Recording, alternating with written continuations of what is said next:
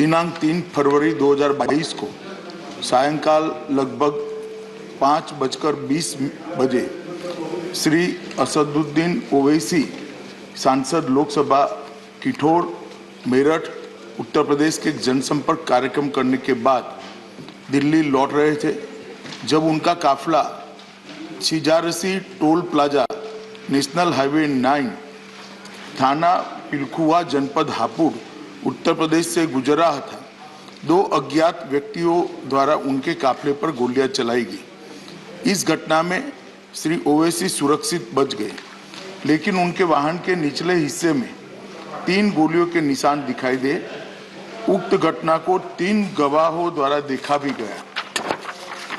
इस संदर्भ में एक प्रथम सूचना रिपोर्ट अपराध संख्या 45/22 अंतर्गत धारा 307 भारतीय दंड संहिता और धारा 7 आपराधिक कानून संशोधन अधिनियम 1932 थाना पिलखुआ जनपद हापुड़ में पंजीकृत किया गया और इसकी विवेचना की जा रही है। श्री ओवैसी का जनपद हापुड़ में पूर्व से कोई कार्यक्रम नियत नहीं था और न ही आवागमन के बारे में कोई पूर्व सूचना जिला नियंत्रण कक्ष को भेजी गई थी। श्री ओवैसी घटना के पश्चात सुरक्षित दिल्ली वापस पहुंच गए। जनपद के वरिष्ठ अधिकारियों द्वारा घटनास्थल का निरीक्षण किया गया।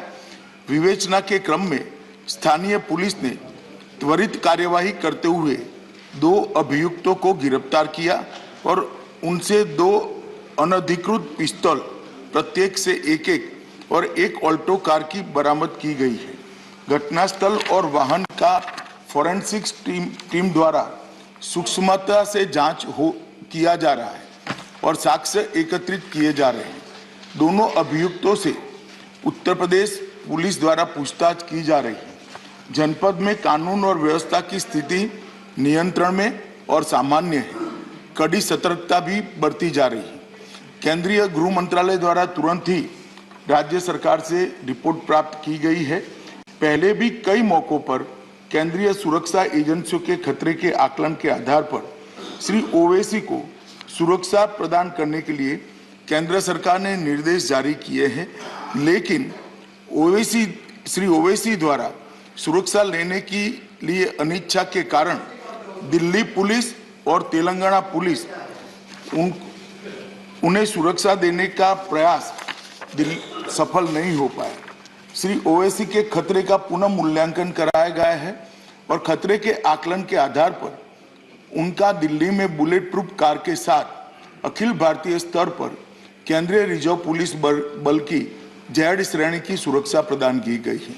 मेरा वक्तव्य समाप्त हुआ, मगर हमारे पास जो मौखिक सूचनाएं श्री ओवैसी के द्वारा भेजी गई, उन्होंने अभी भी सुरक्षा लेने से इनकार किया है।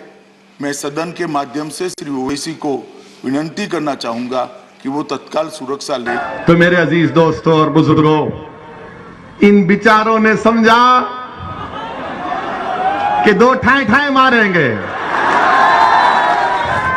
ठाई ठाई मारो या कुछ करते कर लो।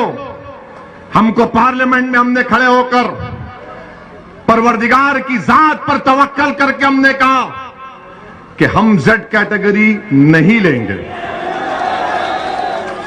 आज भी हमको बताया गया कि देश के होम मिनिस्टर अमित शाह ने पार्लियामेंट में कहा कि हम ओवैसी जी से अपील करते हैं कि वो सुरक्षा ले लें। हम देश के होम मिनिस्टर से ये अपील करते हैं कि असदुद्दीन ओवैसी की जान की कीमत वो जो उत्तर प्रदेश के CAA के प्रोटेस्ट में 22 लोग मारे गए उनसे बढ़ के नहीं है। असदुद्दीन ओवैसी की जान की कीमत पीलू से बढ़कर नहीं है, रगवर से बढ़कर नहीं है, अखलाक से बढ़कर नहीं है, ना वो बदायूं का बच्चा जो अब तक अपनी मां जिसके लिए रो रही है उसकी जिंदगी से बढ़कर है। अगर आप सेफ रहेंगे, दलित, अति पिछड़ा, कमजोर सब लोग सुरक्षित रहेंगे तो ओवैसी सेफ रहेगा। आप मुझे सिक्योरिटी मत दो। सुनो, अरे तुम जिंदा रहोगे, तुम जिंदा ही रहोगे इंशाअल्लाह ताला। हमको सिक्योरिटी दे का फायदा नहीं है। मैं जब एमएलए बना 1994 में, 99 में चार मीनार की आवाम को लाखों सलाम, उन्होंने हमको विधायक बनाया। हम हर साल लिख कर देते हैं तेलंगाना की हुकूमत को कि हमको नहीं चाहिए। मैं पसंद नहीं करता कि लोग बंदूक लेकर मेरे साथ फिरे। मैं घुटन की जिंदगी नहीं गुजार सकता। मैं घुटन की जिंदगी नहीं गुजार सकता। मैं आजाद पंछी की तरह अपनी जिंदगी गुजारना चाहता हूं। और हुकूमत का काम यह है कि हुकूमत हमारी सिक्योरिटी से ज्यादा उन लोगों को सुरक्षा पहुंचाए जिनको गोश्त के नाम पर मार मार कर खत्म कर दिया जाता है। मुझे नहीं चाहिए। मैं अमित शाह को, हमारे होम मिनिस्टर का, उनके इस अल्फाज का शुक्रिया अदा करता हूं, मगर मैं ये कहना चाह रहा हूं मोदी सरकार से कि आप मुझे जेड कैटेगरी नहीं, मुझे ए कैटेगरी का शहरी बनाइए, हम सब बराबर हो जाए। ये वक्त का तकाजा है, ये गरीबों का मुतालबा है। गरीब ये देखना चाह रहा है कि अगर ओवैसी पिंजरे में बंद हो गया तो फिर कौन मेरी आवाज को उठाएगा। मजलूम ये देख रहा है कि ओवैसी की टोर और मीरठ के गली कूचों में गरीबों मजलूमों के दरमियान में चलकर उन नौजवानों से हाथ मिला रहा है, तो किठौर में किसी एक मां ने मुझे अपने करीब बुलाकर मेरे सर पर हाथ रखकर कहा कि बेटा तेरे अल्लाह तेरी हिफाजत करेगा। शायद उसी मां की दुआ मुझे इन गोलियों से बचा गई।